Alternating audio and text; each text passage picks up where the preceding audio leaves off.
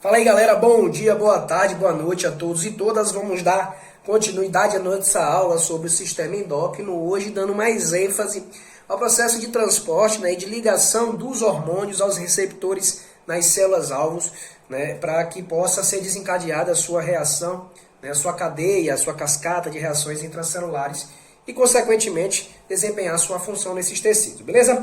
Como nós já falamos, os hormônios eles são dois tipos, os hidrossolúveis, os lipossolúveis. Os hidrossolúveis nós vamos ter aí as proteínas, os aminoácidos, os peptídeos, que vão circular na circulação, que vão ser secretados pelas células endócrinas, e lançados na circulação de forma livre. A grande maioria deles, à exceção da tiroxina, dos hormônios tireoidiano, eles vão ser transportados de forma livre.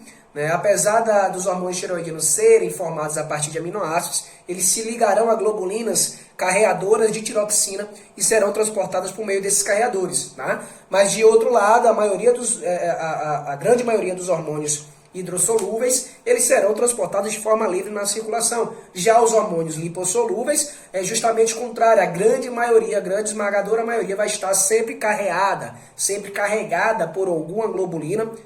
Lembrar que essas globulinas são produzidas pelo fígado, logo, problemas hepáticos e também problemas renais podem causar alterações na regulação, no controle dos níveis de carreadores e, consequentemente, nos níveis hormonais. Então, problemas hepáticos podem sim também confluir com problemas hormonais por conta tanto do metabolismo desses hormônios quanto pela produção dos seus carregadores, tá?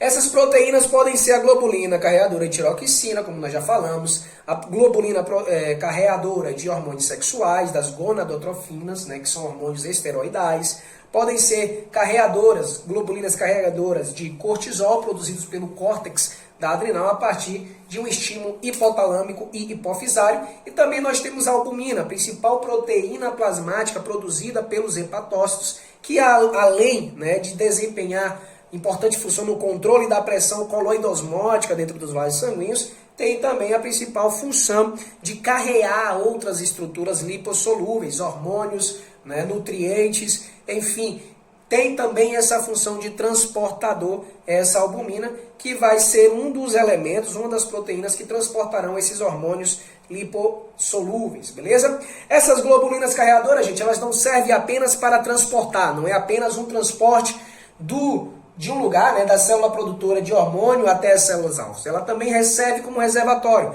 Dentro da própria circulação, nós vamos ter essas globulinas mantendo os níveis, reservando esses hormônios para o momento de utilização, no momento de necessidade orgânica. A ferritina, por exemplo, ela é uma proteína de depósito de ferro, que é tecidual, mas pode-se ver ferritina dentro do sangue também, é uma proteína de armazenamento. A transferrina é uma proteína de transporte, mas também serve como uma proteína de armazenamento do ferro, e assim servem essas globulinas para os hormônios. Mantém os níveis adequados ali, sempre que necessário, a partir desses reservatórios dinâmicos, fluidos, que são esses carregadores. Além disso, garante a distribuição universal, porque se não tivesse esses carregadores, essas proteínas, esses hormônios, eles não seriam devidamente distribuídos pelos tecidos, pelo corpo, tá? Até porque se eu não tenho uma proteína carregadora que também tem o papel de proteção,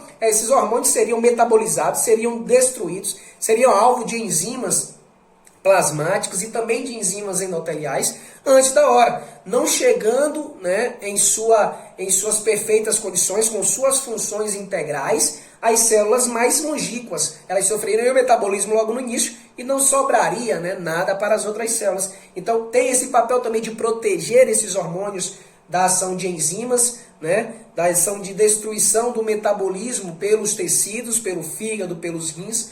E além disso também, gente, mantém um equilíbrio dinâmico entre a quantidade de hormônio e a necessidade da síntese desse hormônio. Então, por exemplo, a proteína, a globulina ligadora de cortisol, que se liga ao hormônio produzido pelo córtex da adrenal, ela vai ser sensivelmente importante para a concentração de cortisol. Ou seja, se eu tenho uma superexpressão, se eu tenho um aumento da produção de receptores de cortisol. Isso significa que esses receptores eles vão se ligar ao cortisol presente na circulação. Esse cortisol ele vai estar tanto, né, ligado a essa globulina, como também eu tenho uma pequena porção de cortisol livre no sangue. Então esse cortisol, esse receptor se ligando a essa porção livre do cortisol no sangue, o que é que vai avisar para o meu hipotálamo, para a minha hipófise, para a minha adrenal? Que eu tenho pouco colesterol, que eu tenho pouco cortisol livre. Se eu tenho pouco cortisol livre, automaticamente eu vou mandar uma mensagem para o hipotálamo aumentar a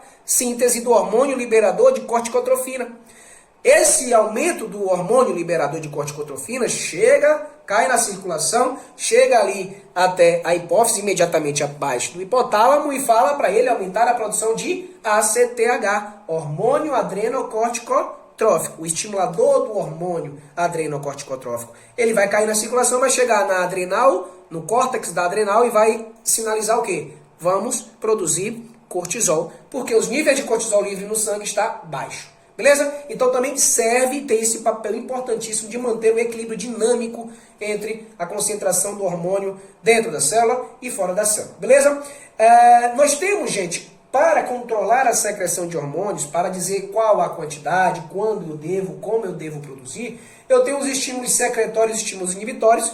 Os estímulos secretórios, ou seja, aquilo que vai estimular a secreção, é quando eu tenho níveis baixos de hormônio no sangue ou quando eu tenho a baixa atividade destes hormônios. O que é que eu quero dizer com isso? Por exemplo, eu tenho baixos níveis de TSH no sangue.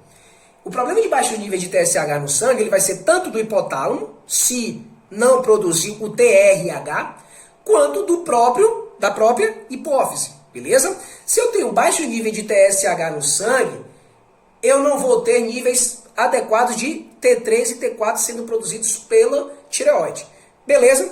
O que é que acontece? Se eu tenho baixos níveis de TSH, qual é a ideia? Eu vou estimular mais a produção de TSH ou eu vou inibir a produção de TSH?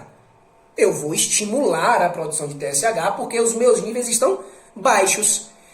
Porém, por exemplo, eu tenho um exemplo da insulina. Né? Se eu tenho muita insulina sendo produzida, ou quantidades normais de insulina sendo produzidas pelo pâncreas, em um indivíduo resistente à insulina.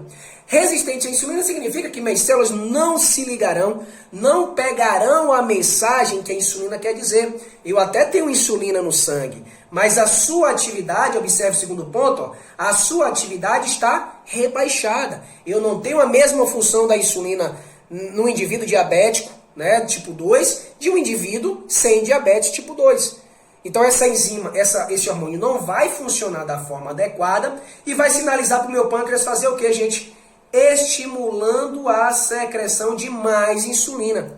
O meu corpo vai perceber, porra, a glicose continua alta. E isso significa que eu não tenho insulina. Mas não é que eu não tenha insulina. Eu tenho insulina, mas essa insulina não funciona da forma adequada. Aí o que é que eu vou fazer? Uma hiperinsulinemia. Ou seja, eu vou aumentar os níveis de insulina no sangue por uma hipersecreção. O que é que pode gerar, por exemplo, aquelas velhas, né, e conhecidas manchinhas, né, sinais nas dobras do pescoço, das axilas, né, do cotovelo, que são as acantose nígricas. Então, o aumento de insulina no sangue se acumula nos tecidos conjuntivos, dando aí alguns sinais de alteração da concentração, neste caso de insulina, na circulação. Tá? Do outro lado, eu tenho estímulos inibitórios por um processo de feedback negativo, né? Quando eu tenho níveis adequados na circulação, quando meus hormônios estão se ligando aos receptores e desempenhando a sua função bem, eu vou dizer às minhas células, tá bom, velho, já tem hormônio tranquilo aqui, já está desempenhando a sua função, então eu vou o quê? Inibir esta produção. Isso, como eu já falei, é o processo de controle, né, por feedback negativo, nada mais, nada menos do que isso aqui, gente, ó. Hipotálamo, tá? Centro regulatório da produção de hormônios, do sistema neuroendócrino do nosso organismo. Hipotálamo manda a mensagem para a hipófise anterior, a adenohipófise, dizendo para ela produzir o que, gente? O TSH. Esse TSH, ele vai cair na circulação, vai chegar na tireoide e aumentar a secreção de tiroxina, T4 e também de T3. tá? Vai fazer com que esses hormônios aumentem na circulação. Beleza, eu tenho níveis basais, eu preciso manter esses níveis basais. Se eu aumento demais essa produção, eu vou ter o quê? Um processo reverso, um processo contrário àquele inicial. O próprio nível de tiroxina e triodotironina na circulação vai ser responsável por inibir a continuidade desse estímulo. Então eu vou falar para o hipotálamo, velho, já tá bom, eu já tenho muito T4, já tenho muito T3, né? Já tenho ali de boa, o TSH já está funcionando bem na hipófise, eu não preciso mais estimular. O que é que eu vou fazer? Eu vou mandar o hormônio inibidor da tireotrofina. Eu vou inibir, portanto, a produção do TSH pela hipófise, tá? Pela hipófise. Vou chegar a tireoide menos TSH e, obviamente, sem quantidades adequadas de TSH, eu não vou ter produção de tiroxina e de triodotironina em quantidades adequadas. Isso faz com que eu consiga controlar a quantidade de TSH, de T3 e T4, desculpa, na circulação. Então, isso é o processo de controle por feedback negativo. Aqueles níveis altos ou normais, né, na circulação são responsáveis por inibir a síntese de mais de suas estruturas. Então, a insulina alta na circulação, teoricamente, inibiria a síntese de mais. Porém, se essa insulina não estiver sendo ligada aos receptores e, consequentemente, não estiver tendo resposta glicêmica, ou seja, reduzir a glicose no sangue, essa mensagem vai chegar no pâncreas totalmente contrária, totalmente alterada. Ela vai entender que não tem insulina, portanto vai produzir mais. Mas nesse controle por feedback negativo, bem orquestrado, é assim que funciona, beleza? E esse controle acontece o seguinte, gente. Tanto o hormônio alto, quanto a atividade deste hormônio vai ser responsável por controlar. Atenção, não é só o nível de T3 e T4. A gente acabou de falar da insulina, não é só o nível de insulina. Se ela não estiver funcionando, eu vou controlar por feedback negativo? Não.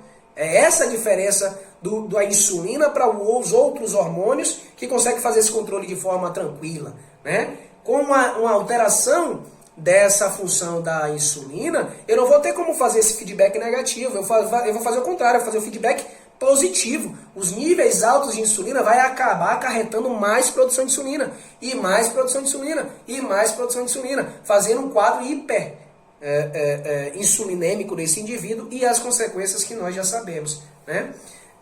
Pressão arterial, aumento da reabsorção de sódio nos tubos renais, né? Aumento da ativação da angiotensina 2, que nós já sabemos que causa aí com o aumento da insulina nos indivíduos diabéticos. Eu também tenho a regulação desse feedback negativo, ele vai acontecer tanto pelos... vai acontecer em todos os níveis de síntese desse hormônio. Tá? Eu vou alterar a síntese desse hormônio desde o receptor na membrana plasmática até a secreção de novo para a membrana. O que é que eu tenho nesse processo, gente? Nesse meio termo, tudo aquilo que nós já falamos sobre a síntese proteica. A síntese proteica, os receptores de membrana são estruturas proteicas, eles vão ser produzidos por toda a maquinaria de síntese proteica do meu organismo. Chegar no DNA, transcrição da fita do DNA, reconhecimento do RNA mensageiro, tradução desse RNA mensageiro pelo ribossomo, produção de síntese dessa proteína pelo retículo endoplasmático rugoso, manda para o Golgi, do Golgi, né, armazena em vesículas. Essas estruturas vão sofrendo as alterações dessas vesículas até chegar na membrana plasmática. Então, em todos esses níveis, eu posso regular a expressão destes receptores, ou destes hormônios, tá?